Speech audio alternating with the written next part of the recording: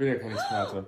Ach du Scheiße. Aber das hier sieht verstopft aus. Wenn deine Klamotten irgendwie nicht mehr so richtig sauber werden und du die ganze Zeit eine Fehlermeldung bekommst, dass das Wasser nicht ablaufen kann, mach unbedingt mal den Schlauch auf und guck, was da alles so drin steckt. Aber Achtung, lass vorher das Wasser abpumpen, sonst kann es eine Überschwemmung geben. Und ich bin absolut gar keine Expertin, wie man sieht. Ich hatte gar keine Ahnung, aber irgendwie haben wir es trotzdem hinbekommen. Ein weiterer Beweis, dass wir absolut gar keine Ahnung hatten, was wir machen, war dieser Schritt hier. Bitte frag mich nicht, was er davor hatte. Das wird auch irgendwie immer schlimmer, bis wir dann auf die Idee gekommen sind, einfach einen Schraubenzieher zu nehmen. Und das Ganze dann sehr einfach